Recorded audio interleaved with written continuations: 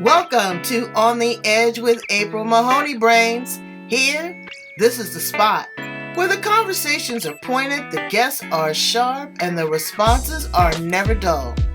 Did you bring your thinking caps? Because it's time to put them on. Because the conversation starts now.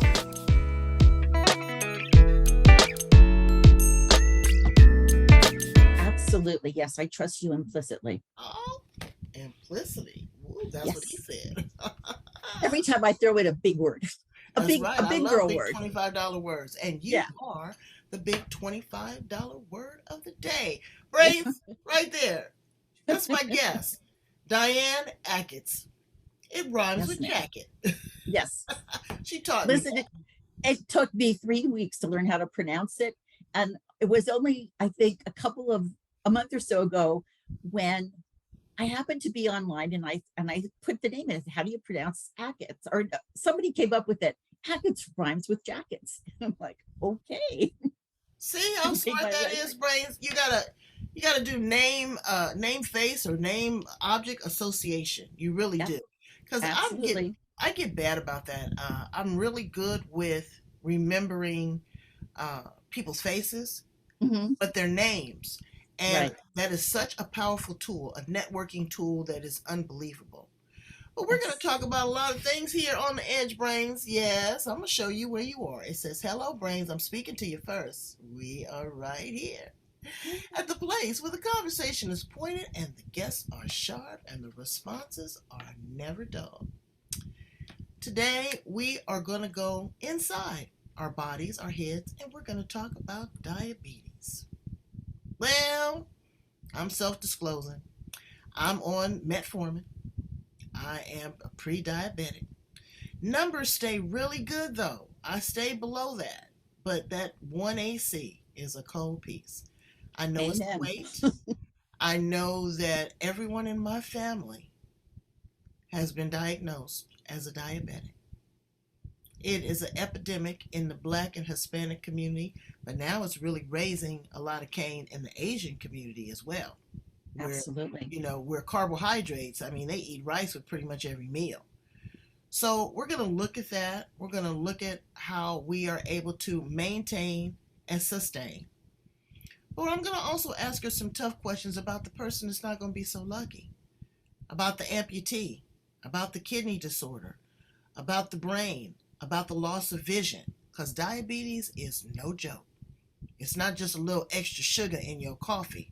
It is where the glucose does not break down in the body and it affects every organ of your body. And it is very, very dangerous. And people figure, well, I can take a little bit more insulin here, or I can take 2 pills instead of one. You can't juggle with this. People say that you can reverse the diabetes and some of the symptoms, but that's work. And it's an everyday lifestyle change. So let's welcome our amazing guest today to talk about all that and then some. Diane Achatz. How are you? Oh, April, thank you for that wonderful introduction. And I am so proud of you for putting that all out there right up front, because you are absolutely 100% correct. And I love that I'm, hopefully getting an opportunity to tell a little bit of my story and what I believe.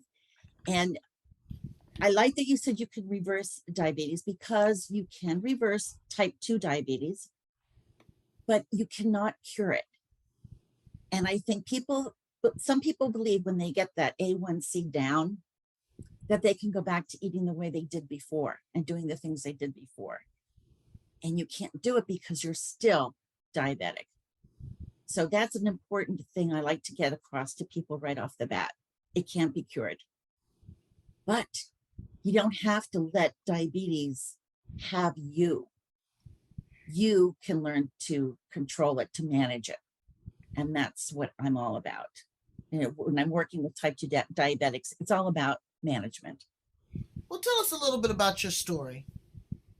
Well, as I mentioned before, I believe that when you're diagnosed with a disease, your attitude is everything.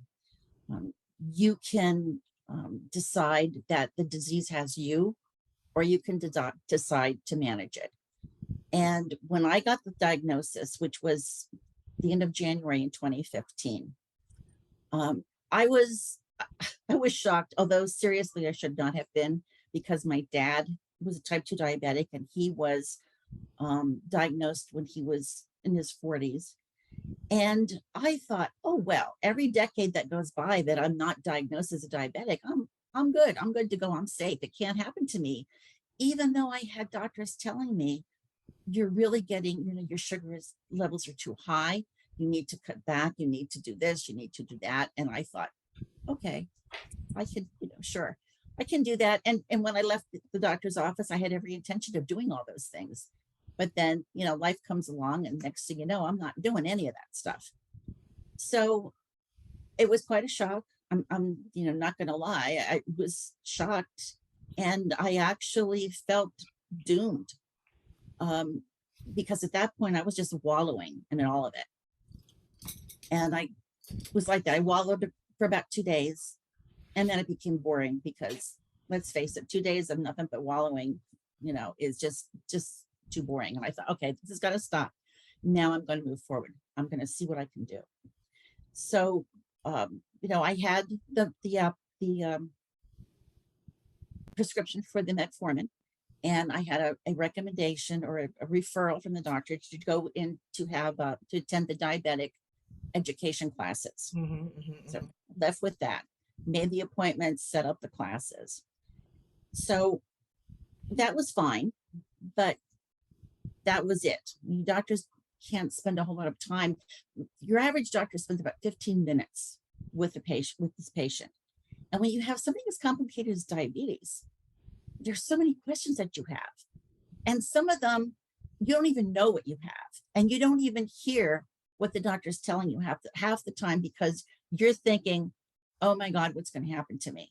It's a death sentence, Exactly. It's how I felt at the time. And I knew what my dad had gone through. He had amputations, some of his toes amputated. He had kidney disease. He had heart disease. And whether or not he was going to have those diseases anyway, the diabetes made it worse. And he was, by then, had been on insulin for first oral medications and then insulin for a good 40 years. But it's a very insidious disease, and it does damage that you're not even aware of until it happens. And then you're like, oh my God, what have I done? What have I done? So the first thing that I did was I decided I really needed to get control of this, and I wanted to do it, find a natural way to do it if possible. And I had joined an online weight loss group, which was nice. It was, the commiseration, and it was the, people, I love that word too, commiseration. I love yeah. Yeah. But I found, and I started tracking my food, and I thought, well, this is a good thing to do, track your food. And then I became totally obsessed with food. I was obsessed with tracking. I was obsessed. I was reading about it. I was thinking about it. I was talking about it every day. I was looking at recipes. I was trying to remake recipes. It became an absolute obsession. And that's not good either. You can't just go off on a tangent, but boy, I sure did. So I finally, and I also started to exercise because I was really out of shape. I mean, I couldn't walk a half block without stopping 2 times to catch my breath. It was sad. It was really, really sad. And it was all on me. This is what I had done to myself. I mean, I had fibromyalgia too, but the diabetes just made everything worse. So I started walking, and then I started lifting some weights, started strength training, went to the gym, started doing that. And I became, I think, just more aware of my body and what I want it to feel like. I really paid attention for once. And I even, a couple of friends even convinced, we even decided to go to Zumba classes together. So we went to Zumba classes, and boy, that was fun. It's all, the music and the movement and the dancing, and, it was great. I had a great time. And my, all my numbers came down. The weight came down, the blood pressure, daily blood pressure, blood sugar results were coming down. The A1C came down till I was below a 6. And if you're below a 6 percentage of the with the A1C, then you're not considered to be diabetic. But I already knew, okay, yeah, this looks good now, but if I want to keep it that way, I have to continue to do what I was doing. I was eating, whole foods, seasonal foods, foods with minimal or no processing, all of that kind of stuff. And at first, when I thought about all the foods I thought I had to give up, it was like really depressing. And then I thought, wait a minute, I'll bet I can find some alternatives. So I looked at the alternatives for white flour. I looked at the alternatives for white sugars, and I found them, natural alternatives, no chemicals. And it really made such a big difference. It really changed. And I remember after about a year or so, we had been in the doctor's office, my husband and I, because he's type diabetic also. We were in the doctor's office, and his A1C was at 9.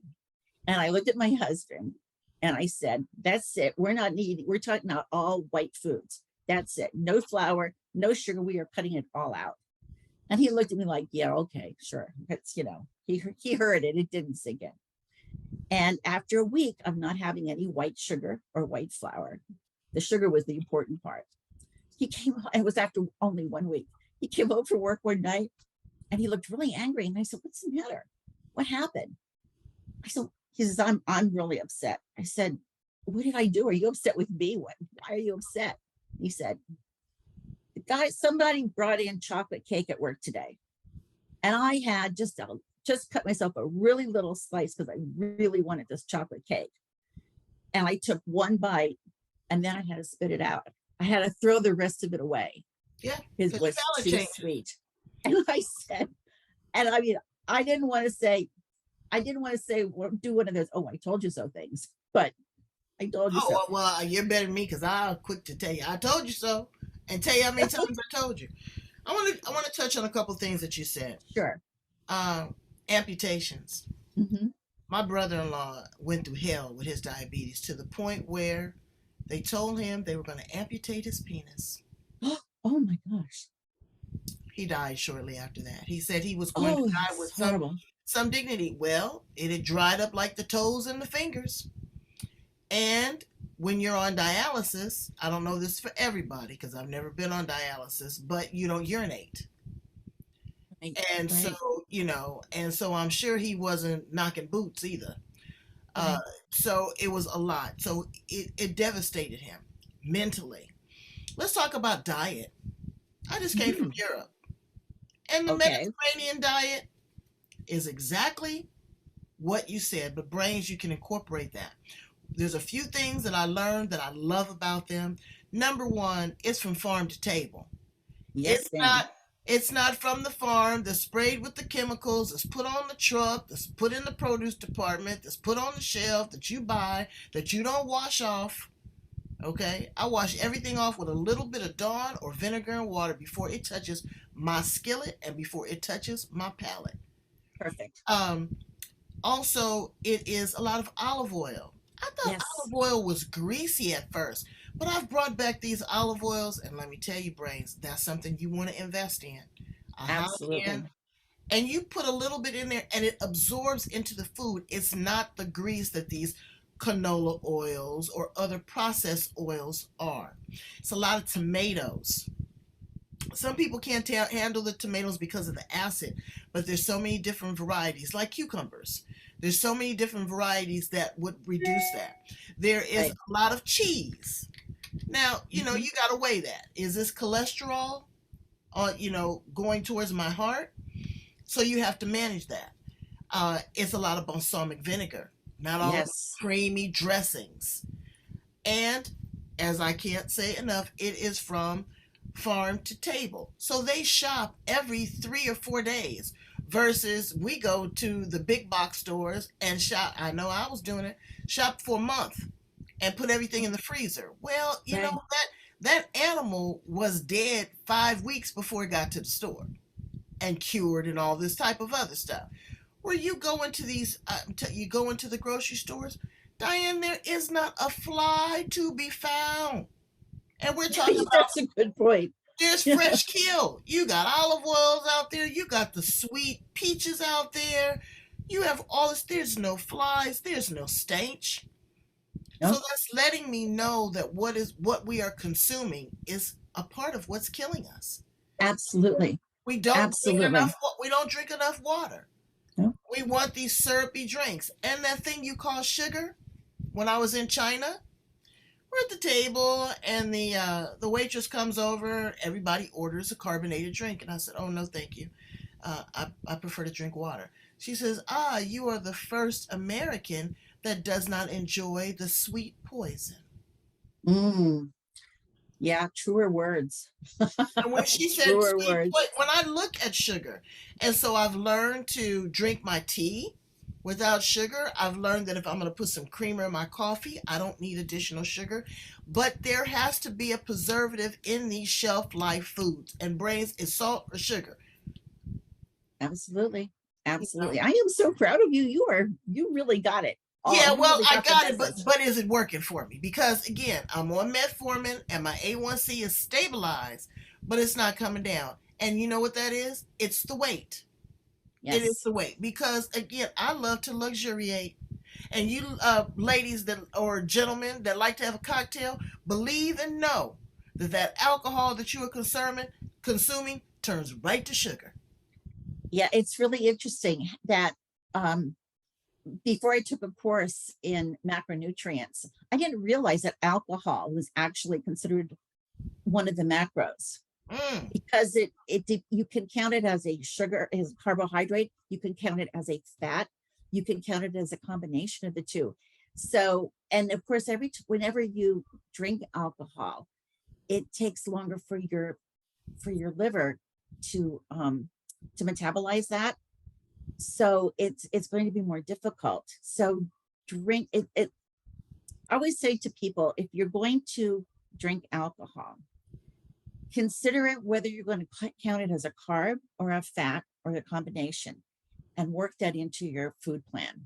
Well, there's some people that work it into their everyday, you know, Right. Yeah, I know. that's their motif. So that's, and it's self-medicating because Hmm. of the pain that they experience. Let's talk about the person that's on dialysis.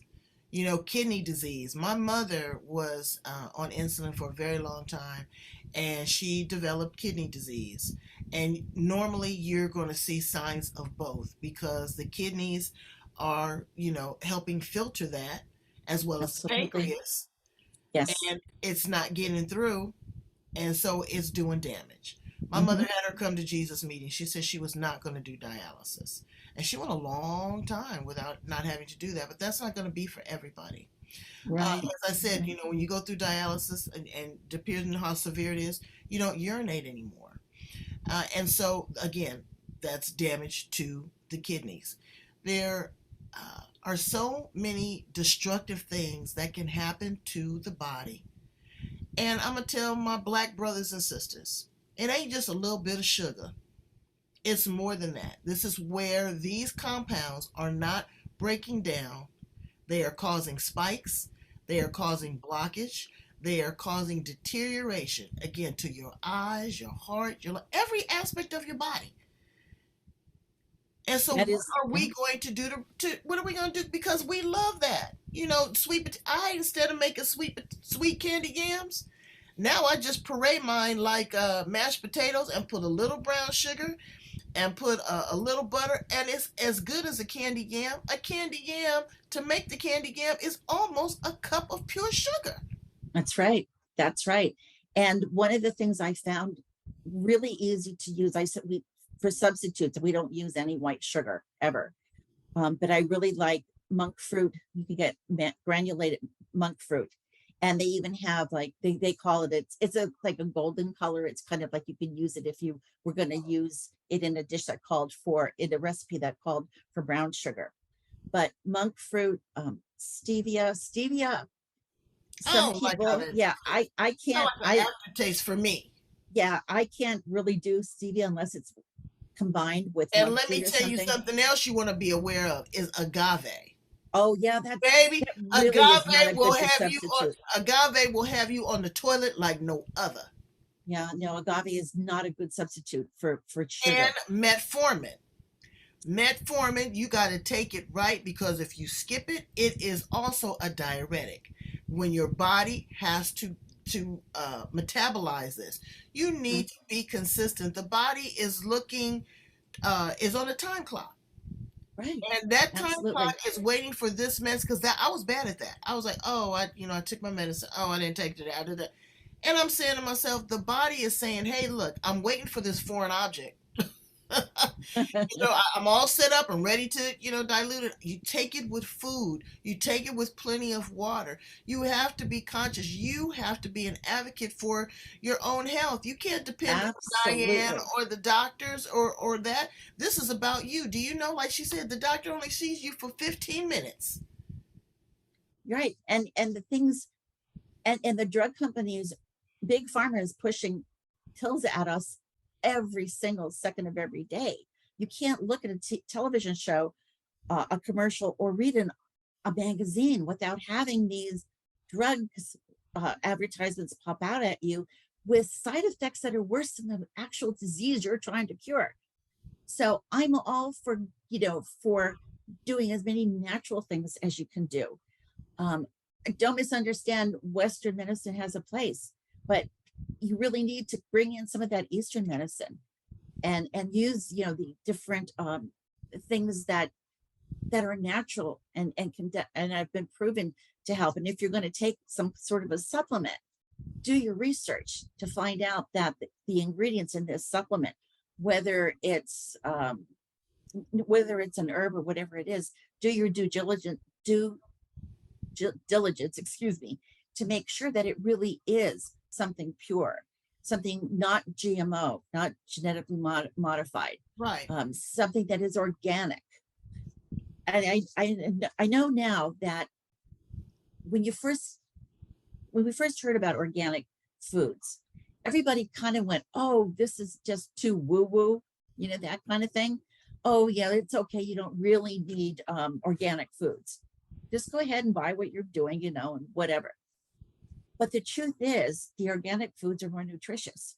So when you look at your food as fuel rather than just, yep, You know what? I'm gonna agree to disagree with you on not all of that. no, Organic some is of it. beautiful, but organic is trickery. Just like when you go down and you see salt free, fat free, cholesterol free, no gluten, it is a marketing ploy and strategy. Okay? I'm glad you said that. It's big business. So what Yes. you do, brains, is you go to a store. Look, you spend money on shoes, purses, spend some money on your gut. Yes, ma'am. I go to the butcher shop where I know that these the lamb I get, or the chicken that I get, or the fish I get is corn fed and processed, because I'm paying more. Okay. Right. I used to love chicken livers and rice. Can't find them now because of the unethical treatment of animals. They're not separating the livers anymore. Hmm. But talk about the produce. You're going to pay a little bit more if you go to a Trader Joe's or a Sprouts or a fresh, even a fresh farmer's market, and wash the product off. Exactly. And you don't have to buy or anything you don't have to buy an organic melon, for instance, because you're not going to eat the rind of the melon. So you scrub it all off as the best you can before you even cut it, and then you remove the flesh from the rind, and that's what you eat. It doesn't have to be organic. There are, I think there are some foods that you want to buy organic because they grow in such a way that if the soil has been had chemicals put on it to kill disease or whatever they use, that's when you want to look for organic foods, like celery, for instance. That's a good example. um, and even carrots and potatoes, it's good if you can get them organic, because sometimes you're not going to peel the skin off of those things. You Right. might scrub them. And the thing, tomatoes. Yeah. The Europeans there, I bet you there's 50 different type of tomatoes. Oh, But yes. It's what they wonderful. find is the alkaline in the water and also the volcanic ash gives them a certain type of flavor or certain type of growth. It's fun. Put you some, I mean, tomatoes grow like grapes, like wild. Oh, yeah. Put a little pot out on your patio and They're grow so you some easy. tomatoes. Yeah, they grow themselves, except for I when, know. except for I've me made, and the squirrel. I had to have a little yeah. fight with the squirrel because Yeah. he was coming. He was looking as fat as a cat. He was eating everything, the strawberries, all that kind of stuff. But it's fun to watch and see how and what you can do, like you said, celery. Cut the bottom off and just plant it. But also, I want people to be aware of genetically modified grains Yes. and wheat. Yes. You know, Hmm. Monsanto, bless their heart. I'm not going to get on their case. I'm going to let y'all investigate that.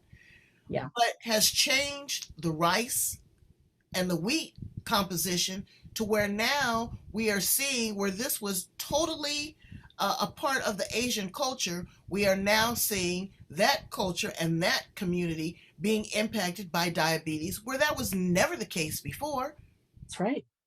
You know, Absolutely. I love jasmine rice or brown rice. I didn't like brown rice at first, but when you Google it, find a couple different recipes. Oh, Figure out yeah. figure out how to use it. Pasta. Everyone says, "Oh, stay away from pasta." That's all they eat in Europe. Every day there is some pasta, something, and you're not seeing it. No. Smoking also. Let's talk about smoking and diabetes. Oh, yeah. That's another good one. Yeah. Yeah. That's kind of like one of those subjects you're like, oh, don't get me started on smoking kind of thing because, You know, your arteries aren't clogged with fat and cholesterol in Europe, but let me tell you, it's sure enough blocked with that cigarette smoke. oh, yeah. Oh, yeah. I remember when I was about, I can't remember how old I was. I think I may have been like 12 or 13. My dad at the time was smoking 5 packs of cigarettes a day. He Oh, would shut get the up. front door. No, he wasn't. Yes, he was. He would get up in the middle of the night. My mom told me this. He would get up in the middle of the night to go to the bathroom and light up on his way into the bathroom. I mean, Wow. how that is so extreme. I can't believe how shocked I was to hear that. And you know what made him quit? You're going to love this. When the price of a pack of cigarettes cost more than 25 cents a pack, that's when he quit. He didn't quit for his health. He quit for his wallet. Wow. Well, let me tell you why I quit. So, you know, I was never really a heavy smoker. I was one of those think you cute smokers. Or when I get stressed out, I would smoke. Yeah. You know, I could have a pack and the pack probably goes stale. But one time, I had separated myself from smoking and I was annoyed. I said, let me go get a cigarette. Diane, I had an allergic reaction to the cigarette. No kidding. I had never, my mouth swole up. There was blisters. Oh, Every endorphin in my body, I was shaking. I was trembling. And it oh was the my same gosh. mentholated pack that I had been smoking on and off for years. Oh my And I gosh. had my come to Jesus meeting. And I said, Lord, if you let me get through this today, my tongue swole up. I said, you ain't ever got to worry about me. And when people secondhand smoke, when they were smoking in Europe, you should have seen me and Mr. Magnificent trying to scurry to get away. Oh yes. Yes. I agree with that It is 100%. I'm telling you, brains, don't mother me, don't lecture me. Well, then turn off now. Because that's exactly where I'm going because I care about you and I love you. And your heart and your lungs, and you have one of them respiratory issues. I was like, what is in these cigarettes? This is the same after I had paid $7.50 for a pack. Whoa. And in Canada, they don't even have them in the concession stores. They have them in the pharmaceutical department behind the counter. Oh my And the goodness. pictures and the images on the cigarette packs are so toxic that you just walk right past them. So there is a deterrent, but people are looking for comfort. They don't realize that also the amount of stress that you are under mentally, financially, emotionally, relationship will cause your sugar to go through the roof. Oh, Am I right? absolutely. Absolutely. because the stress causes you to produce more cortisol Mm-hmm. in your body, which is a hormone. And that you want to talk about a direct, well, I can't, just lost the word in my head. Sorry about that. Correlation. Yeah, it's just the more stress you have, the more cortisol you produce, the more difficult it is for your body to use any insulin that you're still producing. It is just the worst thing. Cortisol is one of the worst things you can do to yourself, and you're doing it because, like what you said, you're stressed because your job, for money reasons, relationships. There's a laundry list of stress causing activities in this world today, Mm-hmm. because people are not taking enough time to just breathe. And I'm not talking, just to stay alive. I'm talking what you call belly breathing, is instead of inflating your lungs, you breathe through watch your abdomen, you watch your belly, rise and fall with your breath. Take those deep 4 seconds to breathe in, 4 seconds to hold, 4 seconds to breathe out. Take those kinds of breaths that will absolutely, it works at reducing tension. Something so simple that everybody that's alive can do. Well, almost everybody. We do know there are people that have trouble breathing. But if you're not hooked up to any kind of machine that's doing the breathing for you, learn to breathe. Learn to That take was those the very breaths. first gift that our Creator gave us, Breath of life. was the breath of life. And people don't honor themselves. Forget the outside influence. And I know that overeating, because again, I like to luxuriate. I never thought I was a stress eater. But when I get mad, I go, shoot, you just happen to walk past the refrigerator and there's a cookie. And that's the only thing that seems to satisfy you is something sweet or Right. these carbonated drinks. Right. Now, We are hardwired to be attracted to sweet things. It's just the way well, humans are sweet, hardwired. that's why they call it the sweet poison. Sugar is addicting. And Mhm. we don't Yes. think it's addicting because it lays well on the palate. But I was looking at something I was drinking, or something somebody was drinking, and I looked at the contents and I looked at the label. Learn to read the labels, brains. It's not easy. People think, oh, you just read the labels. Well, you have to understand what corn fructose syrup is. That's worse than regular sugar. Absolutely. Yeah. You That's know, another thing. so Get me on my soapbox about that. High fructose corn syrup. yeah, it's and it is a marketing game because again, it's supply and demand. What you feed your kids. I got on one of my mentees case because her baby's teeth are rotten. Oh my And they're goodness. rotten, and so the formative teeth below that are going to be rotten too. Oh, He lays the that's baby down with something to sweet, all just to pacify the baby. Lay the baby down with some water. But when right. they're young, when you're young and that baby's crying and getting on your nerves, you will give them anything to lay them down. But realize that you are doing them a disservice. Plus, she was addicted to soda pop while she Oh, was yeah. pregnant. So this is all epigenetics. It is a Hmm. generational trauma. It's also epigenetics, like I said, in the black community, because as slaves, we were given the scraps, the chicken feet, the intestines of the pig, and we made it into a delicacy. Yeah, You know, right. we made it into what we still eat now and consider soul food. But you can still have those collard greens, and you don't have to have pork fat in it. You can use vegetable broth, which is equally as good. Right. Experiment with foods. If you don't particularly like the taste, I get it. Don't eat it, or try to prepare it a different kind of way. I wasn't a big fan of zucchini or Brussels sprouts, but I love them steamed. I'm learning how to roast them. There's different options. It's fun, brains, to understand where your food's coming from, but also to know what it's doing to the inside of us. It's killing Absolutely. us. Yes. Gut health is so important, and most people don't realize that they look at themselves, and of course when you look in the mirror, all you see is your image, your physical image. You don't get to see what's happening inside, underneath your skin.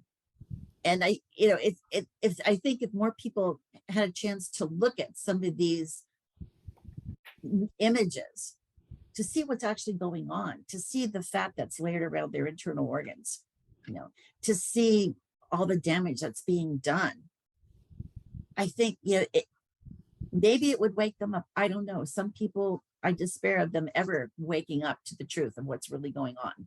Well, You're always going to have it. truth will set you free, and they figure, well, medication. But the cost of insulin, did you see that trickery?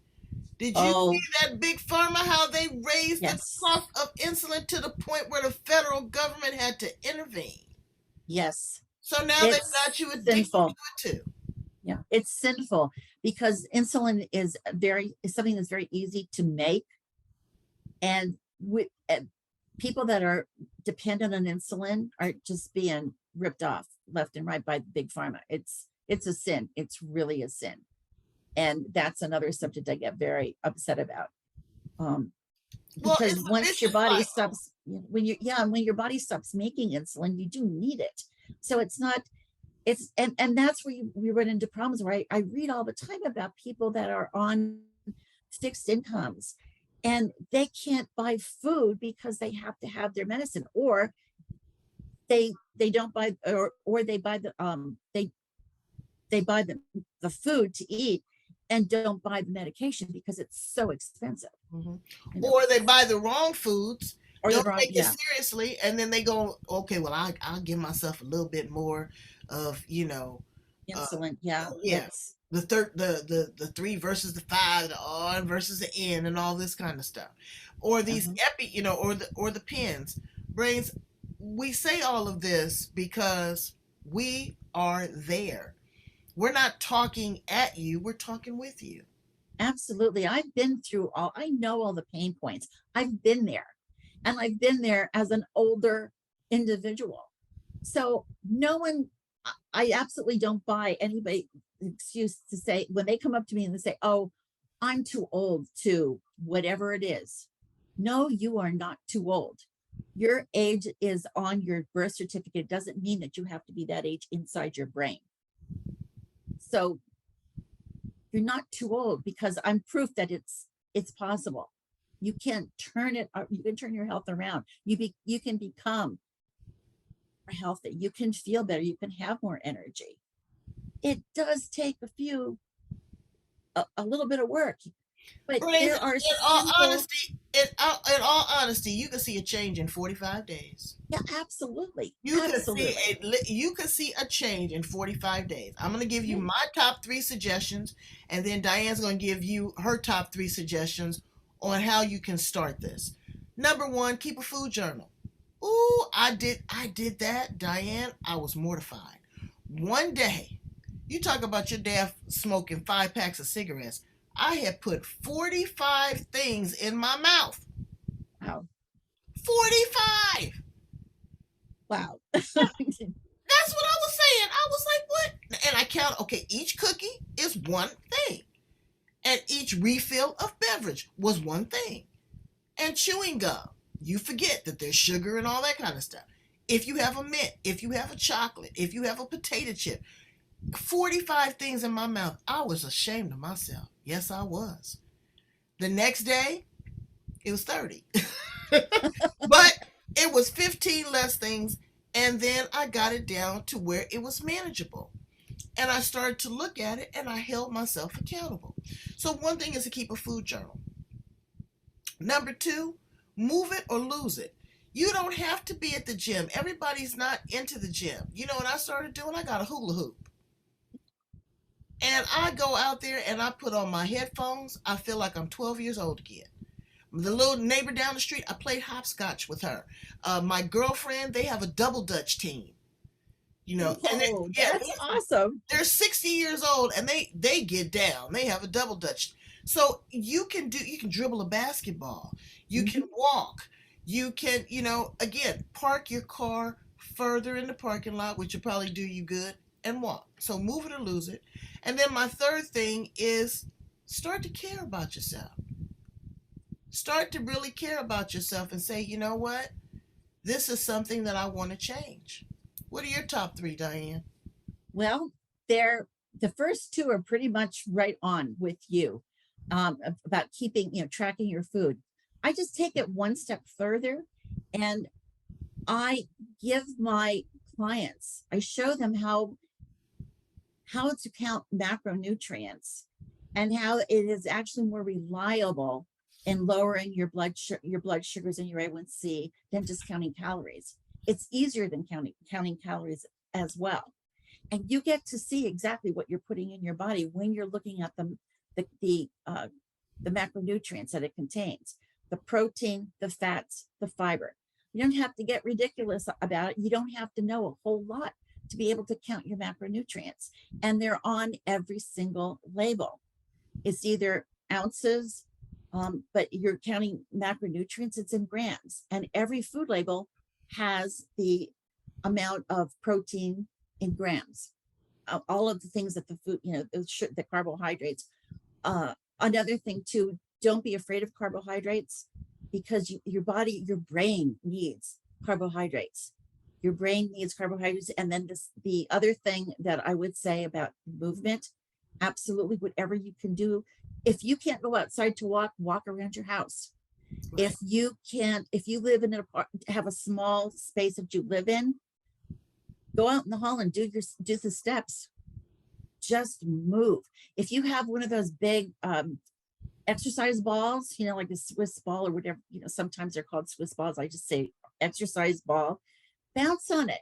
You'd be surprised how much fun it is to bounce on an exercise ball in time to some really good music. Put on the Stones, put on something with a real beat and bounce to it. It's fun and it gets your heart rate up. You want to get your heart rate up. You want to get it pumping. Don't forget, and then to breathe while you're exercising. I started actually working out with the lady that's working out on TV. Sometimes, oh my gosh. Sometimes we lay there like lunch meat and like a big old piece of bologna and look at her do all the exercise. If you are not ambulatory and you are okay from this point up, you can still work this part of your body.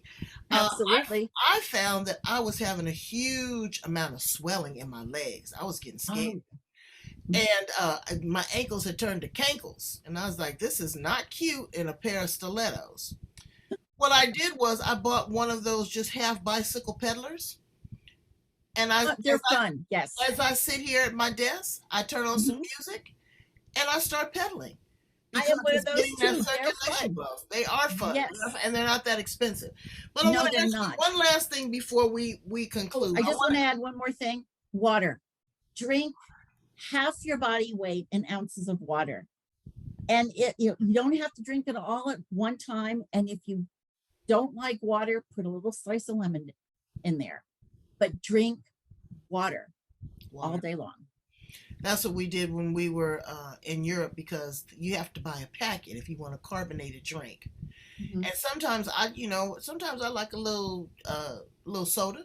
I don't deprive myself of that all the time, but it's not like it was where there's 2 liters in my house. Oh no. Right. I don't do, and also these cranberry drinks, or I don't want to get in trouble by calling anybody out, but y'all know who they are. What I do now is I dilute it. Yes. When I was on the cruise ship, you had an opportunity to have these beverages, but the beverages were mixed with water. And I found that it was so much better than a carbonated thing that's going to cause you to belch, that's going to possibly give you acid reflux, that's going to cause you to inflatuate. That's a pretty word for fart. Yeah. all of these things, and also the sugar. 2/3 of that beverage, look at it, brains. Look at the serving size. Look how much sugar in it, and realize that 2/3 or half of that beverage is straight syrup. Now, I want to ask you, okay, I'm sorry, baby. Go ahead, and I'm going to ask you one other thing that's real important. Okay, the other thing I want to say is anybody that would like to work with me, these are the things I talk about, and these are the things I support people in doing, making sure they understand how important water is.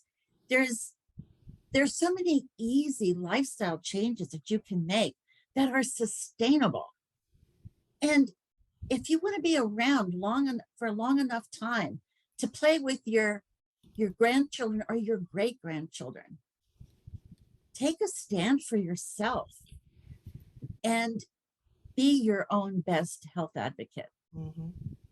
So in closing, I want to ask you two real powerful questions. Number one, what is your position on intermediate fasting? Because I'm going to tell you, brains, it works. And I'll tell you a couple reasons why. Your body needs time to just rest and digest what you've put in it. Those 45 things I kept putting in. My body didn't have time to ingest that. As soon as it ingested something, here comes something else. Here comes something else. Okay, well, do I have to put this in the healthy side, or do I have to filter this out through the kidneys, or is this going through the pancreas? Is this going out the bowel? Too much going on. 12 hours, and do it while you sleep. That's exactly what I was going to add to you. Because if do it while you sleep. Exactly. If you get up at 7 o'clock every morning, stop eating at 7 o'clock the night before. Then you're doing your intermittent fasting, and you don't even notice it. Because you notice when the doctor asks you to take your blood sugar test for your 1AC, they ask you, are you fasting or not fasting? Mm-hmm. Exactly. There's a reason for that. Before you go into surgery, are you fasting or not fasting?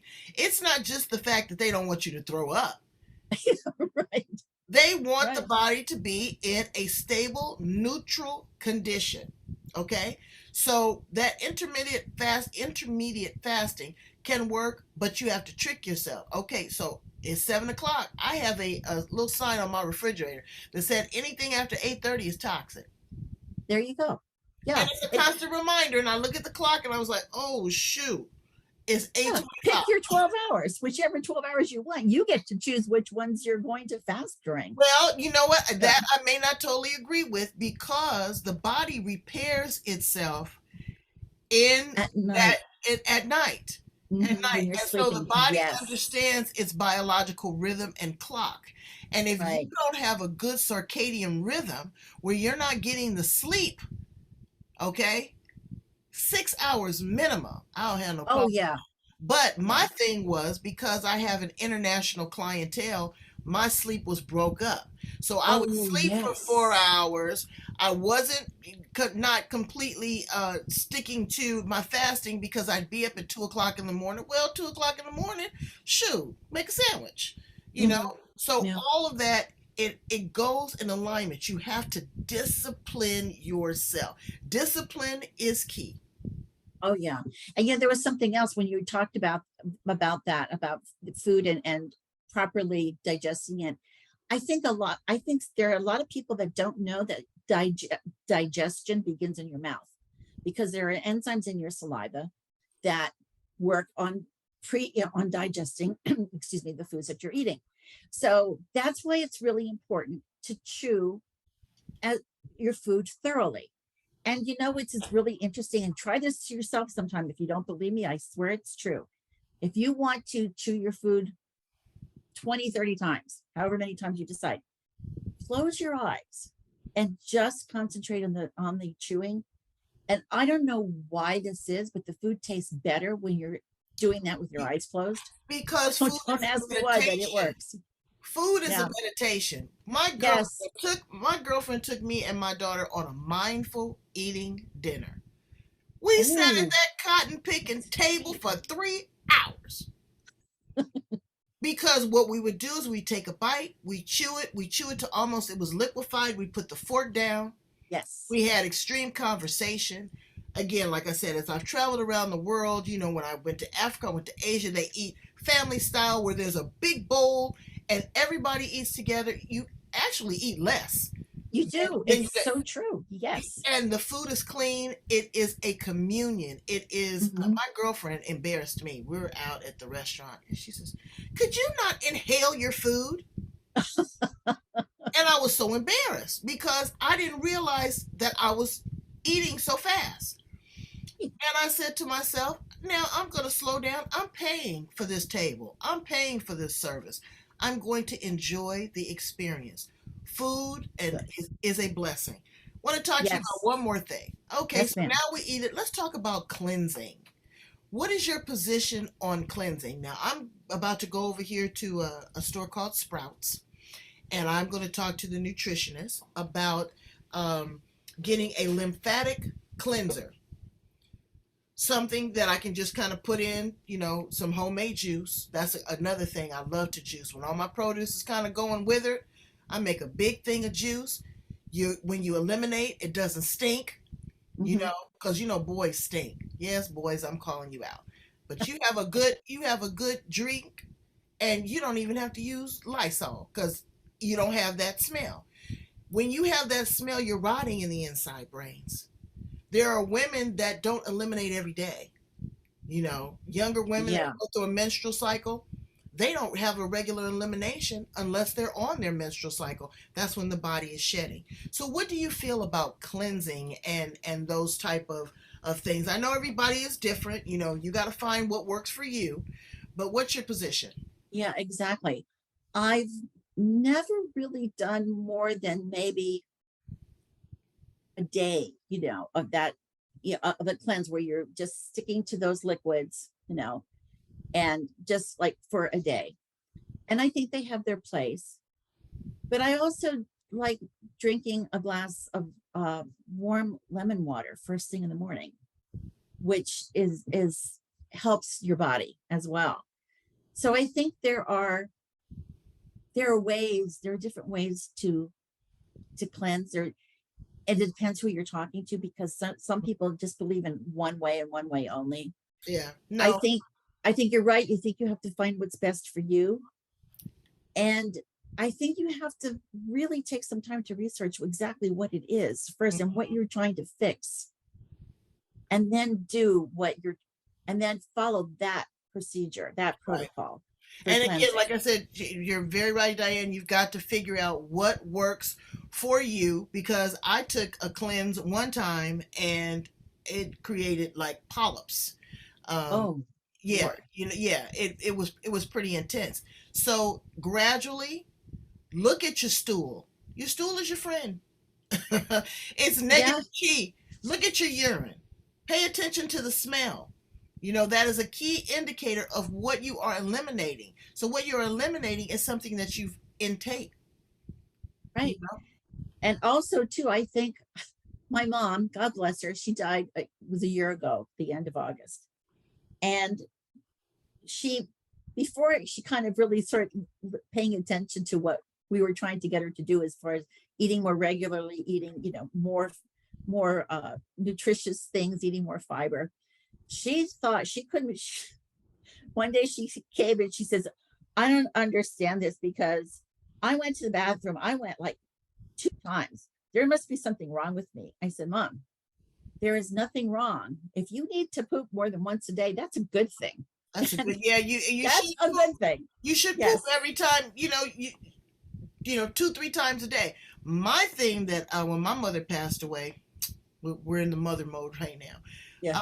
But what I started seeing that really kind of blew my wig back was what she was purging, what she couldn't stand to taste, what the foods that she didn't like. She would say, "Ooh, my mother was love some sugar. Girl, you get her some sweet potato Yeah. pie, My put mom, some." my mom too. My mother, Yeah. when she said, "Oh no, that's too sweet. I can't take that." She said, "I can't stand the taste of chicken." Loved chicken. I was watching what she was extracting from her body as her life was transitioning to the next form. These things were poison. These things were not good for her. They were toxic, and they did not need to even be in the shell. And I paid close attention to that. And I looked at her diabetes, and I looked at her kidney disease, and I looked at her heart, and I looked at all the medications that she took. And at a certain point, she lost her sense of taste and smell. Oh my. So what she would continue to do is she would continue to eat, and what I had to do is be creative to make her food more colorful, to have more Right. texture, to Hmm. still give Yes. her some sort of resemblance of what food was like.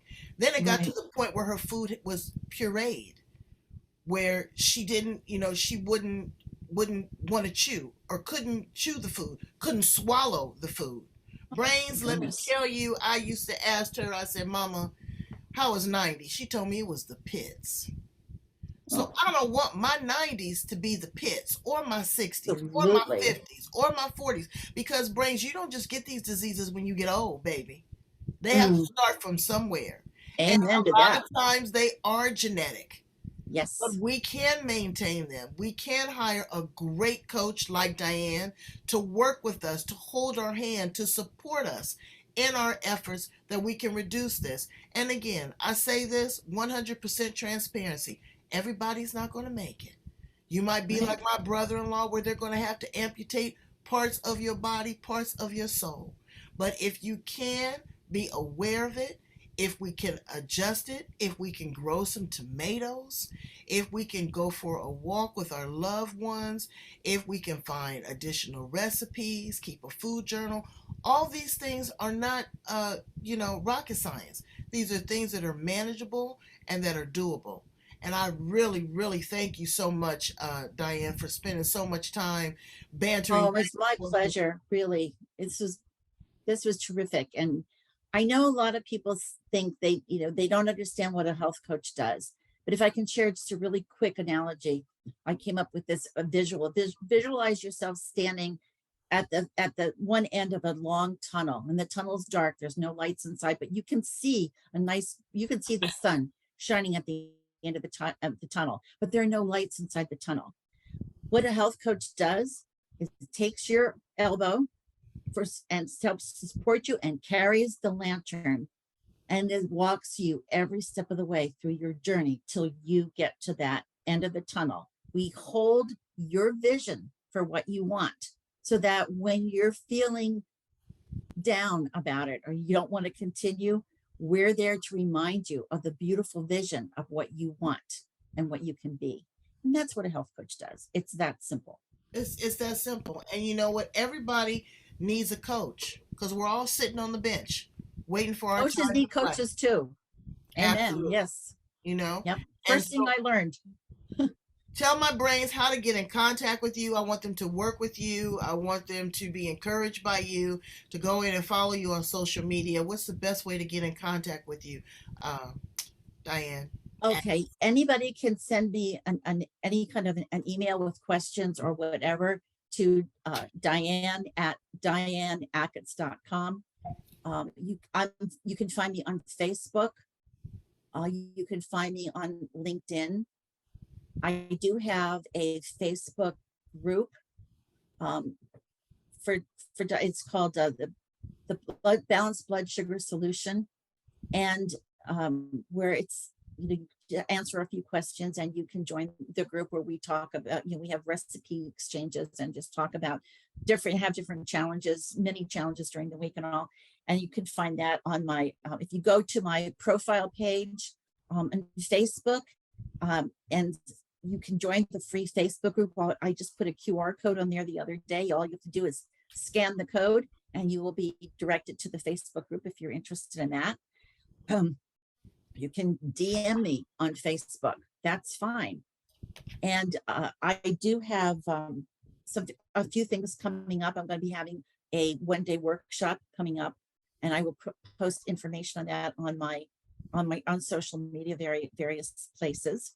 And actually, what we're going to do is we're going to just talk about an introduction to macronutrients and how macros are your friend, and they're so much easier to count than calories.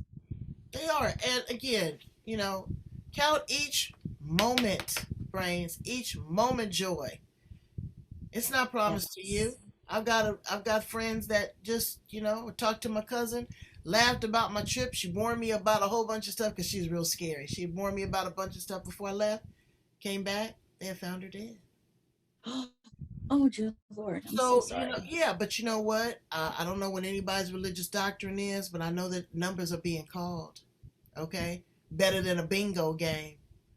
They are being Right. called regularly and often. And so while you have this time to enjoy this thing that we call life, count it all joy and enjoy it and take care of yourself. Absolutely. You take Yes. care of your home, you take care of your car, you take care of your shoes, you take care of your spouse, but are you taking care of yourself? And we're going to take care of you Oh, right here April, on. I love you for what you do. I love you so much for the service that you are truly Thank you. served from the heart. And I just love that. I love that about you. Thank you so, so much for giving me this opportunity to share some information with you and Unisys. Absolutely. And I'm and come thrilled. back, we're going to share your links because this is some serious stuff. And it's happening to little kids. I mean, we're not, it used to be older people, 60 and older. Not anymore. Now it is like 12 years old and childhood obesity and all this kind of stuff. The food is killing us, brains, but food is a meditation. It should be a joy. It should be a Absolutely. pleasure. So watch it and get out there and move it and groove it on the Yeah. edge. Thank you so much, Diane, for being with me. Brains, go ahead and like, love, share, and subscribe. What? Like, love, share, and subscribe to my page, Diane's page. It costs you nothing but for you to pay attention. Have a good day, Brains. I love you.